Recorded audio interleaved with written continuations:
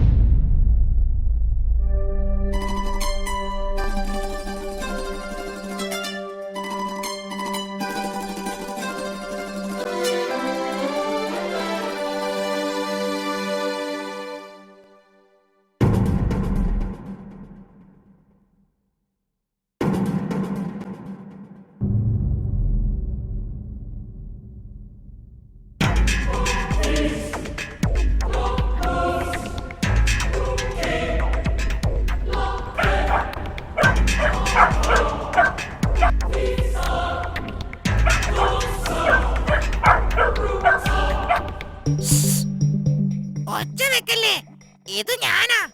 നീ എന്തിനു വന്നു? നീ എങ്ങനെ ഇതിനകത്ത് കയറി? പറയടാ. ജിമ്മി, ഞാൻ പറയാം. എന്നെ ഒന്നും ചെയ്യരുത്. ഞാൻ നിന്നോട് ചില കാര്യങ്ങൾ പറയാൻ വന്നതാ. അത് കഴിഞ്ഞ് ഞാനങ്ങ് പോയിക്കൊള്ളാം. നീ ഒന്നും പറയണ്ട. നിന്നെ എനിക്ക് പണ്ടേ അറിയാം. നീ ബംഗ്ലാവ് കൊള്ളയടിക്കാൻ വന്നതല്ലേ? ഇന്ന് നിന്നെ ഞാൻ കൊല്ലും. എന്റെ മുമ്പിൽ വരാൻ ഇന്നേ വരെ ഒരു കള്ളനും ധൈര്യപ്പെട്ടിട്ടില്ല. അയ്യോ, ഞാൻ കള്ളനല്ല. എനിക്ക് പറയാനുള്ളത് കേൾക്ക്. അത് കഴിഞ്ഞിട്ട് നീ എന്നെ കൊന്നു. എന്താടാ കള്ളക്കുറക്കാ നിനക്ക് പറയാനുള്ളത്? നിന്നെ ഇന്ന് ഞാൻ... അയ്യോ, എന്നെ വിട്. എന്റെ വാല് മുറിയും. വാല് മുറിഞ്ഞ കുറുക്കനെ പിന്നെ വീട്ടിൽ കേറ്റില്ല. എന്നെ വിടൂ. ഞാനൊന്ന് പറയട്ടെ. അയ്യോ, എന്റെ വാല് ഒന്ന് വിടടാ. മോങ്ങാതെ വേഗം പറയടാ. ജിമ്മി, ആ ജിണ്ടനില്ലേ, നിന്റെ കൂട്ടുകാരൻ, അവൻ കള്ളനാ, ചതിയൻ. കള്ളക്കളികളോ? എന്ത് കള്ളക്കളികൾ? അത് പറയാനാ ഞാൻ വന്നത്. അപ്പോഴല്ലേ നീ എന്റെ വാലു കടിച്ചു മുറിച്ചത്. സാരമില്ലടാ, ഞാൻ അറിയാതെയല്ലേ. നീ പറ. പറയാം. അവൻ മുതലാളിയുടെ എല്ലാ രഹസ്യ അറകളും കണ്ടെത്തിയിട്ടുണ്ട്. അവിടെയുള്ള സ്വർണ്ണ നാണയങ്ങളും മറ്റുമെല്ലാം ചാക്കിലാക്കി മറ്റന്നാൾ രാത്രി സ്ഥലം വിടാനാ അവന്റെ പ്ലാൻ. എന്തായി പറയണേ? ഞാൻ പറയുന്നത് നേരാ, എന്നെ ഒന്ന് വിശ്വസിക്കേ. അവൻ നിന്നെ കാണാതെ ബംഗ്ലാവിന് പിന്നിലൂടെ ഇറങ്ങും. ആ സമയത്ത് മുതലാളി കൂർക്കം വലിച്ചുറങ്ങുകയായിരിക്കും. ദൈവമേ, എന്തായി കേൾക്കുന്നത്? നീ ഇതെങ്ങനെ അറിഞ്ഞു? അതൊന്നും ചോദിക്കരുത്. ഞാൻ കാട്ടിലെ ഏറ്റവും വലിയ ബുദ്ധിമാനാണെന്ന് അറിഞ്ഞുകൂടെ? ഇതിന് ഞാൻ അവനെ അനുവദിക്കില്ല. ഇതുവരെ മുതലാളിയുടെ ഉപ്പും ചോറും തിന്നിട്ടിപ്പോ മുതലാളിയെ ചതിക്കാൻ നോക്കുകയെ. കൊല്ലും ഞാൻ അവനെ. നീ എടുത്തു ചാടരുത്, ബുദ്ധിപൂർവം നീങ്ങണം. അവനെ നമുക്ക് കൈയോടെ പിടികൂടണം. അതിനുള്ള ബുദ്ധി ഞാൻ പറഞ്ഞു തരാം. പറയൂ, കേൾക്കട്ടെ. നാളെ നീയും അവന്റെ കൂടെ ബംഗ്ലാവിനകത്ത് ഉറങ്ങണം. ബംഗ്ലാവിനകത്തോ? അപ്പോ പുറത്തെ കാര്യം? കള്ളന്മാർ? പുറത്തൊന്നും സംഭവിക്കില്ല. ഞാൻ ഇവിടെ തന്നെ ഉണ്ടാകും. കള്ളന്മാർ വന്നാൽ ഞാൻ നിന്നെ അറിയിക്കും. പുറത്തേക്കുള്ള ഒരു വാതിൽ ചിണ്ടൻ അറിയാതെ നീ തുറന്നു വെക്കണം. ഉറങ്ങിയ പോലെ കിടന്ന് അവന്റെ നീക്കങ്ങൾ നിരീക്ഷിക്കുകയും വേണം. അതിനെന്നെ അകത്ത് കിടക്കാൻ അവൻ സമ്മതിക്കില്ലല്ലോ. നീ സമ്മതിപ്പിക്കണം. അവനെ പോലെ നിനക്കുമുണ്ട് ഇവിടെ അവകാശം. ശരി, ഓക്കെ, നീ പറഞ്ഞതുപോലെ. അപ്പോ നാളെ കാണാം. Good bye. Okay, good bye. ഇനി അവർ രണ്ടുപേരും തമ്മിലടിച്ചോളും. രാത്രിയായാൽ ബംഗ്ലാവ് എനിക്ക് കൊള്ളയടിക്കാം. എന്ന് മുതൽ ഞാൻ മുതലാളി.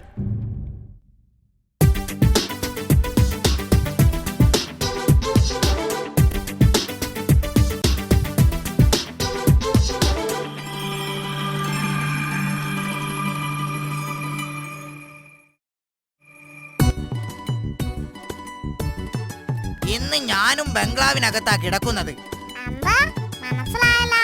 ഇന്ന് ഞാൻ ബംഗ്ലാവിനകത്ത് ഉറങ്ങുമെന്ന്. പട്ടുമെത്തയുടെ സുഖം എനിക്കും ഒന്നറിയണം. പുറത്തെ കാര്യം ഞാൻ നോക്കിക്കൊള്ളാം. ഒരു വാതിൽ ഞാൻ തുറന്നു വെക്കും. ഓ ശരി ശരി, നിന്റെ ഇഷ്ടം പോലെ.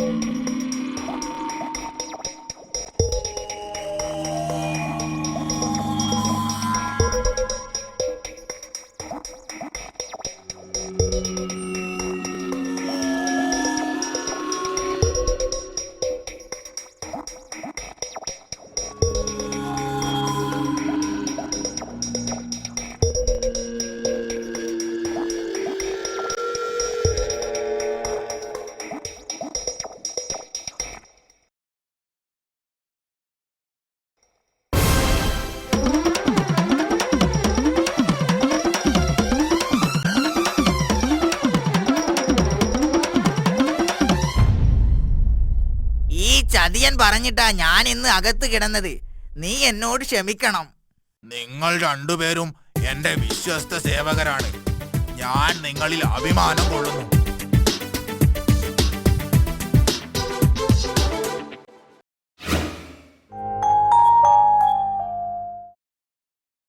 കൂട്ടുകാരെ, കള്ളന്മാരെ സൂക്ഷിക്കണേ. എന്തെല്ലാം വിദ്യകളാണ് അവർ പ്രയോഗിക്കുന്നത്. ഏതായാലും ഇനി കുറുക്കന് കുറച്ചു കാലം ജയിലിൽ കഴിയാം, അല്ലേ? ഇനിയൊരു ഗാനം കൂടി ആയാലോ?